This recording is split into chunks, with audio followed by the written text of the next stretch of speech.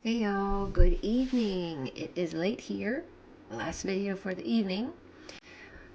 I hope you're having a great day, morning, evening, afternoon, wherever you are when you see this video. Thank you for watching through an Orthodox Christian lens and joining me, Dorothea. Okay, October 25th, 2025. We're going to see what the update is between Trump and Netanyahu regarding the West Bank. I'm sure you heard the news swarming around for that.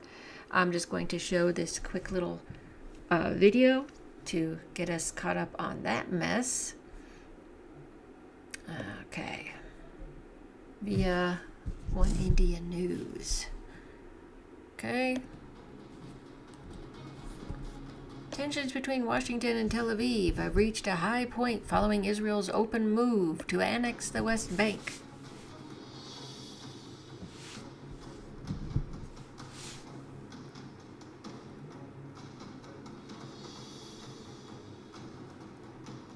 A senior American official has issued a strong warning saying that Netanyahu will face serious consequences if he allows the Gaza ceasefire to fail.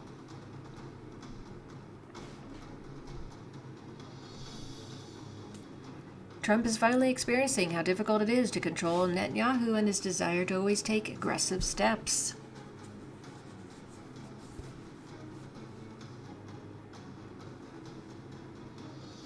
An American official said that Netanyahu is walking a very thin tightrope with possibility of worse relations with Trump.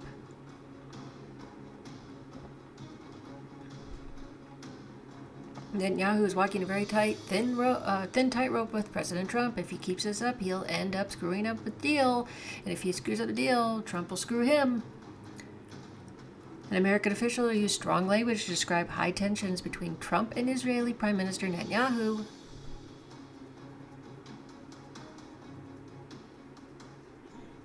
The West Bank is... Don't worry about the West Bank. Israel's not going to do anything with the West Bank, okay? Trump has made it clear with a warning to Israeli politicians that Israel will not annex the West Bank.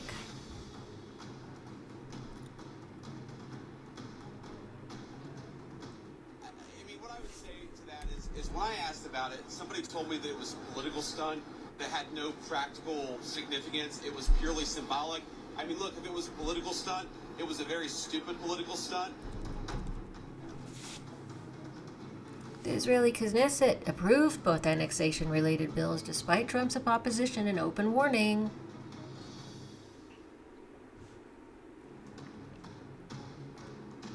Of course, they have to go through two other ones. Trump knows Israel's aggression toward the West Bank will anger Arab nations, which will surely ruin his temporary peace in the Middle East.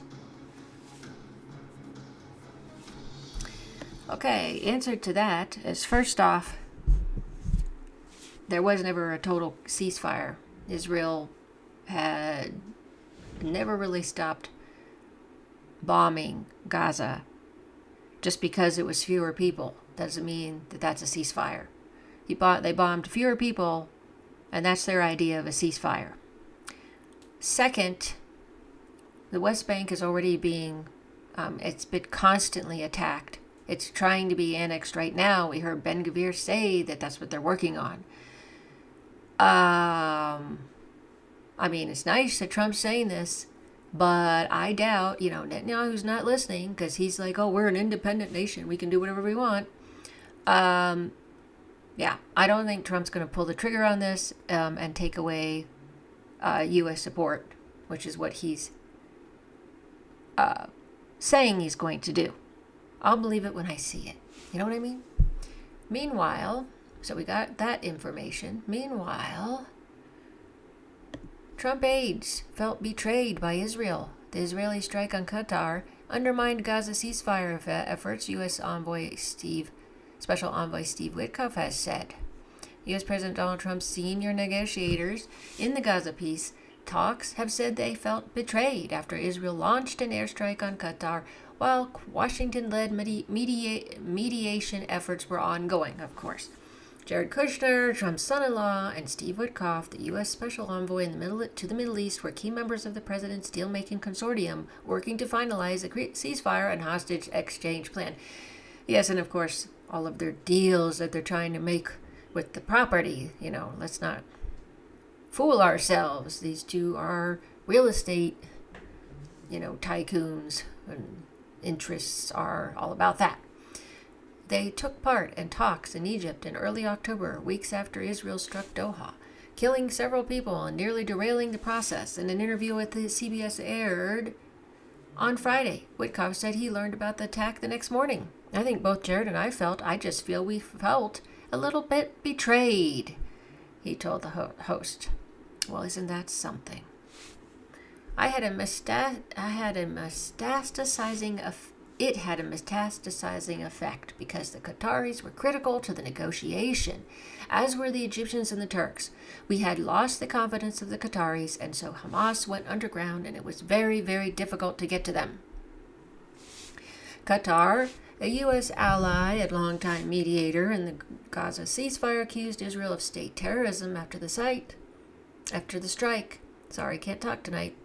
Trump, who expressed solidarity with Doha, later clarified that the attack had been ordered solely by Israeli Prime Minister Benjamin Netanyahu, with the White House learning of it too late to intervene. Well, that's not really true, but asked about Trump's reaction, Kushner said the president felt Israel was getting a little bit out of control in what they were doing. No kidding.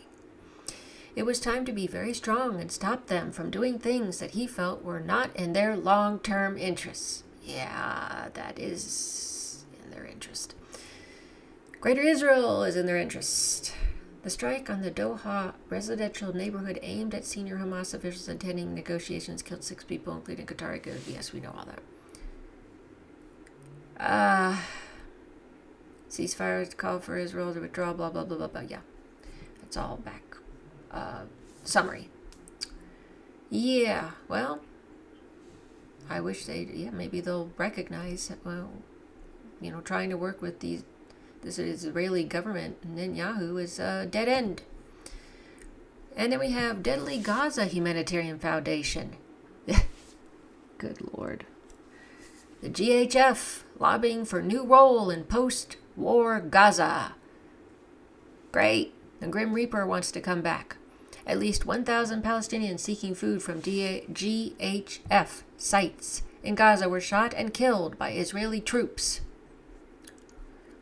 Yeah, the GHF, a deadly aid scheme operating in the Gaza Strip, is in talks with the U.S. and Israeli officials about a potential new post-war role in the enclave. Yeah, let's see how many we could kill this time. How many little, children and families trying to just acquire some food while they're starving. The U.S. and Israeli-created GHF began operations in May, but the amount of aid it distributed was negligible for Gaza's roughly 2 million people, aid groups and some Israeli officials have said. At the same time, Israel sought to cut off aid distribution from the UN and international humanitarian groups in Gaza as part of its effort to starve Palestinians and force them to move to the southern region of the Strip. As we said, there are 1,000 that were killed. They stopped operations in the Strip after the ceasefire was reached earlier this month. Distribution of humanitarian aid to the starving Palestinian population is once again being led by the UN, which is a good thing. But the GHF is now lobbying for a role in it. 4 people familiar with the matter told FT. U.S.-Israeli businessman and GHF founder Michael Eisenberg is in discussions with senior U.S. military officers and officials at the Civil Military Coordination Center, a multinational body established by U.S. President Donald Trump to monitor the ceasefire between Hamas and Israel. According to Hebrew media reports, as Eisenberg will be appointed as Israeli Prime Minister Benjamin Netanyahu's personal representative to the CMMC. The GHF is proposing that it continue its role of murdering seekers of food. No, I'm sorry. It says its role of operating food distribution centers in Gaza territory still under Israeli military control, managing logistics hubs for reconstruction or supplying aid to other foreign aid groups. Please don't let them back in. The foundation is seeking to continue, but under a different cover, sources familiar with Gaza humanitarian issues told FT. The founders are on to bigger and better things and bigger and better deals. The sources added, in principle, they're supposed to be done, but the people behind GHF are poking around, telling U.S. officials how successful it was. Said one former senior Israeli official. Salam, a 19-year-old Palestinian displaced in a tent with his family in the so-called Al-Mawasi safe zone on the Gaza coast, told FD he was happy the GHF had ceased operations. It was humiliating, but we were forced to go because there was no food to buy and we had little money. If they reopen, I won't go again. Yes, please don't. You don't want to get yourself shot and killed. Oh, Lord have mercy. These people should be in jail. They should not be still out there supposedly handing out stuff that they're not handing out. Let's see. Now, last thing I'm going to report is new poll as of October 23rd shows 60% of U.S. citizens back recognition of Palestine. This is huge because I'm pretty sure that has never been the majority of the U.S. people supporting this Palestine. In all my life on Earth, and probably even before that. Despite supporting Israel's genocide in Gaza for 2 years, U.S. officials are now making harsh public criticism of Tel Aviv's West Bank annexation plans. Yeah, ignore that part. But the West Bank, yeah, let's just do that. And the West Bank is important too. But,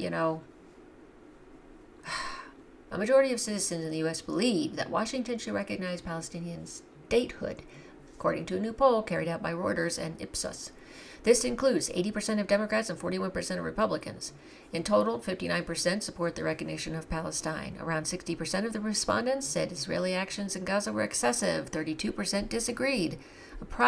Disagreed. Gee, I wonder what would be excessive to them. I mean, bombing, burning people in tents, shooting people in the head, babies in the head, ripping babies out of incubators, literally this time, not like the time during the Kuwaiti-Iraqi thing.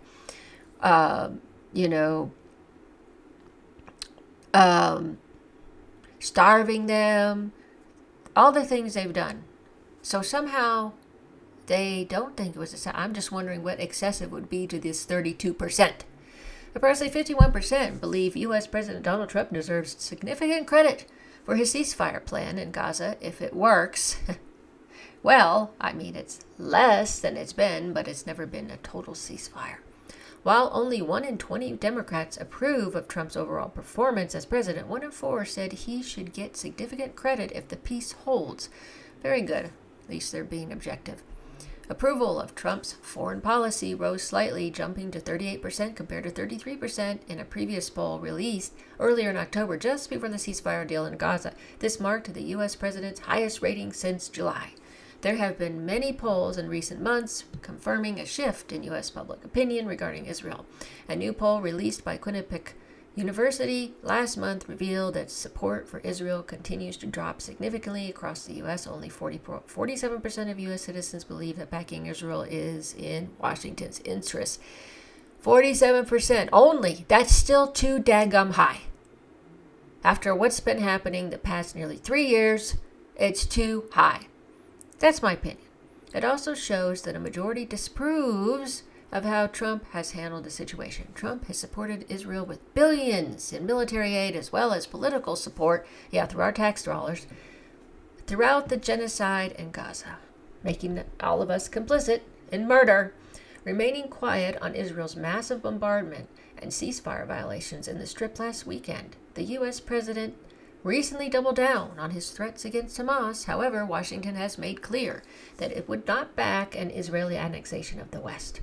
Trump told Time last week, in comments that were published on 23 October, that Israel would lose all support if it moved to annex the occupied territory. Yes, we all saw that. This is all already seen in that quick video I showed you. So, now, this bill, as I understand it in the Knesset, Apparently they have to go through like 3 different channels. This was just like a preliminary thing and was somewhat symbolic. It says Netanyahu opposed the bill and said it was provocation, but put forward by opposition parties. Sure. Okay. Yeah, except you agree, Netanyahu, and you're just trying to act like this is no big, No, I had nothing to do with it. I don't really believe that. I don't agree with it. Sure. Okay. But the fact that he's saying that, maybe Trump's words are bothering him a little tiny bit. Doubt it, but wouldn't that be nice? Wouldn't that be nice if Trump took away all the support? Because he's ticked off that he's not going to get his ceasefire, his, not annexing the West Bank, all the things that he wants. It's about him, of course. Oh, look, I'm trying to do this deal, and he is worried, apparently, about the Arabs. They would be ticked off over this, apparently. So, I still don't think Netanyahu cares. I still think he's going to do what he wants. But wouldn't it be a nice surprise if Trump actually pulled the trigger on this and did take away the support and Netanyahu obeyed? I mean, wouldn't that be a miracle? Anyway, that's the latest on the never-ending mess with the Israel-Gaza issue and the West Bank. Thanks so much for watching. Thanks so much for following my channel, for your support, for all your wonderful, insightful posts on my videos. And if you like any of my videos, please give it a like. Give them a like. Share if you feel it's informative. It's something you think that's worth sharing. Whatever you want to do. I hope you all have a blessed evening. Until next time.